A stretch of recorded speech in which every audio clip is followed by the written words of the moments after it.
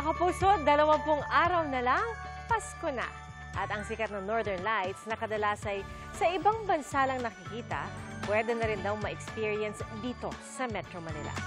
Alamin kung saan yan sa live na pagsaksi ni Jamie Santos. Jamie? Pia, bukas na muli ang Christmas by the Lake. Dito nga sa lungsod ng Taguig, may bago silang atraksyon na perfect sa pamamasyal ng bawat pamilya ngayong Christmas season. Mas makulay at mas makinang raw ang Christmas by the Lake ngayong taon. Bawat sulok ng parke, picture perfect. Kabilang sa mga highlight ang nostalgic Christmas on display na nagpapakita ng mayamang tradisyon ng Paskong Pilipino. Tuwang-tuwa ang mga inabutan naming nanonood ng animated Christmas display. Dati po nakaranas naman, ngayon naman pinaparanas naman namin sa anak namin. Talagang napakasaya po ngayon. Napakasaya po at napakadaki po ng development po dito sa Taguig. Meron din ditong Northern Lights experience na first of its kind daw sa bansa.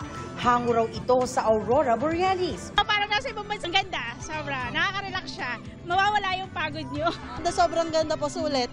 Atraksyon din dito ang napakalaki at napakakulay na Christmas tree. Libre ang pagpasok sa parke pero hinihikayat ang mga bibisita na mag-book online o tumawag muna. Welcome pa rin ang walk-in visitors, yun nga lang maaaring maghintay sa pila. Noong nakaraang taon daw, umabot ang higit 20,000 visitors araw-araw ang pumasyal sa parke.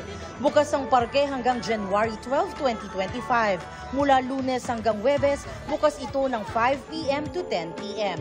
Pag Biyernes at Sabado naman, 5 p.m. to 11 p.m. at kapag Linggo, 5 p.m. to 10 p.m. Pia, bukod sa security sa park, may PNP personnel na nakadeploy para tiyakin ang seguridad ng mga namamasyal dito. May mga nakadeploy din taga-traffic management office na umaalalay sa mga motorista. At live mula rito sa Taguig para sa GMA Integrated News, Jamie Santos ang inyong saksi. Mga kapuso, maging una sa saksi. Mag-subscribe sa GMA Integrated News sa YouTube para sa iba't ibang balita.